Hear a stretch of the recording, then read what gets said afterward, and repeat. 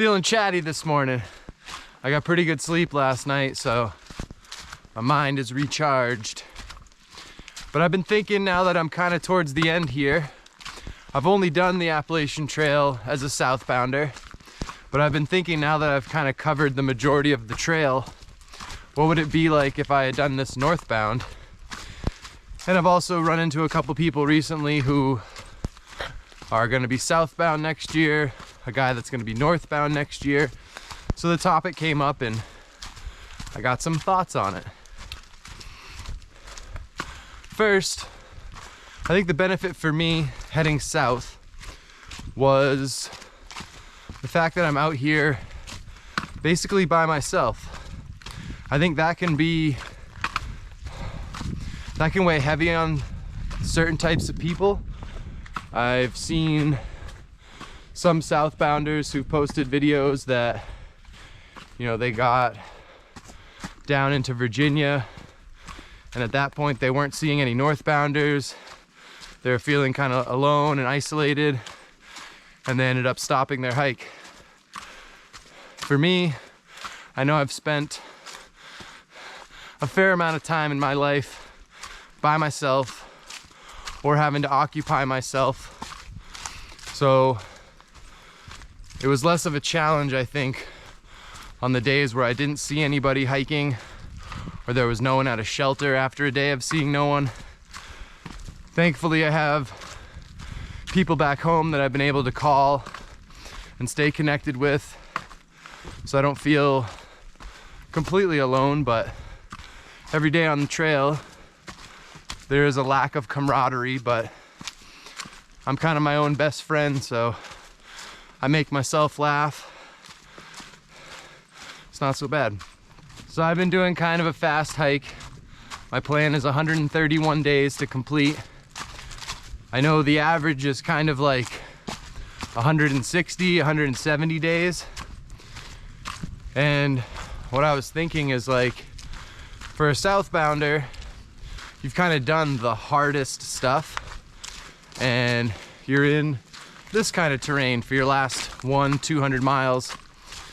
And it's been 4 months. I kind of would like to go home. The AT's fun and all. There's just a lot of hiking. And there's a lot of other things in my life that I enjoy doing. So as much as this has been an awesome experience, there's plenty of things I feel like I've missed out on because I had to be here for so long. So I'm looking forward to going home. And the thought was, if this was reversed and I was heading north and I was in this mindset of I wanted to be done, and then I had to do the toughest section last, I know your body is used to it.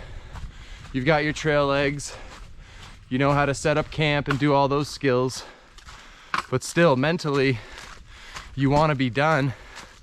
And you'd know that every single day you got some big climbs. I guess the reward would be, it's really pretty heading north, whereas down here there's not really any views too often. So yeah, the terrain is kind of easy. Like the past couple days I haven't really filmed too much because it all kind of looks the same, but that was just a thought. Southbound versus north at the end of their hike, they got the hard shit. So although you have the camaraderie and you got tramleys and stuff, still all on you to get there and finish it. The third thing, I'd call it, I guess, a benefit. It all depends on what you want out of this hike, but if you want to see what you are capable of doing,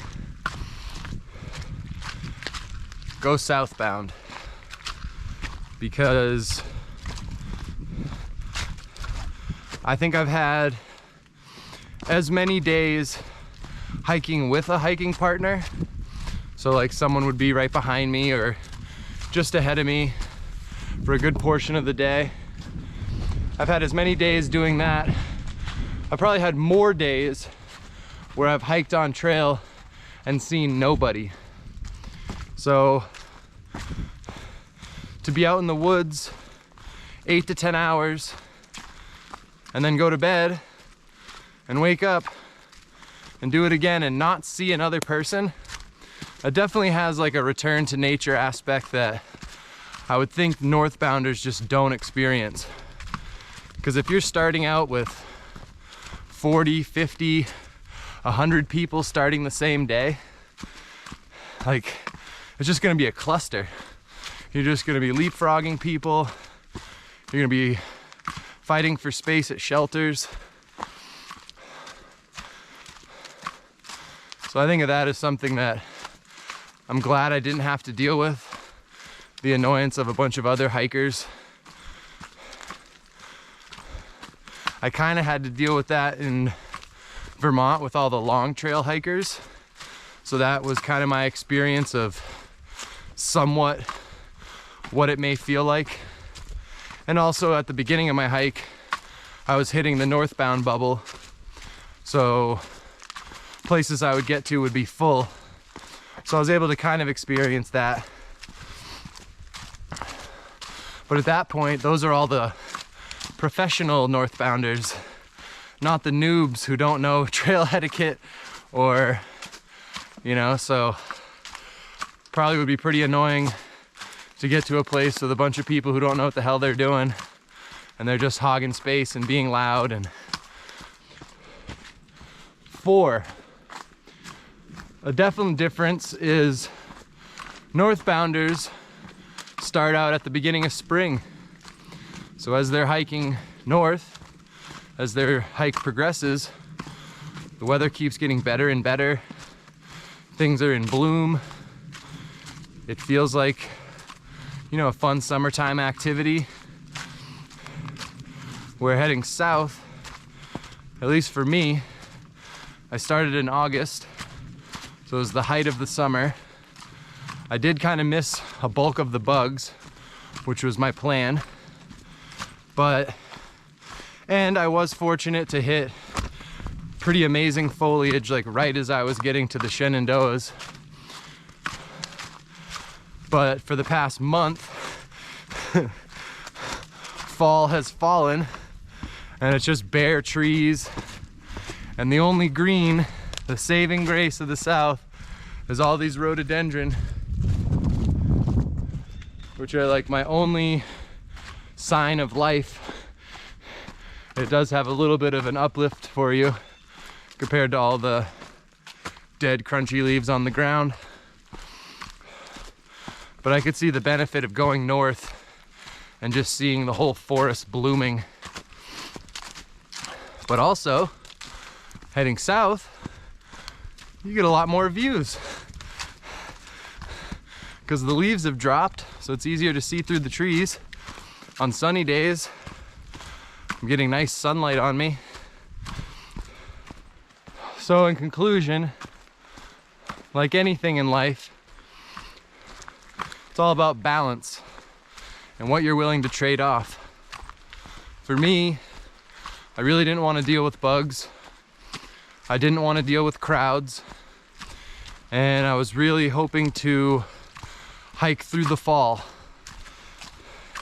And I got all those things by doing a southbound hike.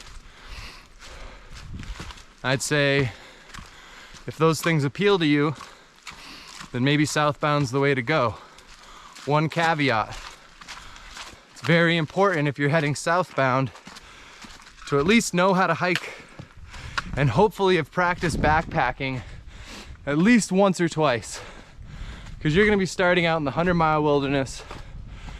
There is no get out of jail free card up there. You're in it. So you want to make sure that you are physically capable of hiking that 120 miles until you get to Monson. And yeah, just make sure you got the right gear and stuff. If you are thinking of northbound, I'd say the benefit would be, you know, you'd be able to find a group of people and have some fun with that group, be able to take little side trips, or, you know, kind of rely on one person's skills, something that maybe you lack.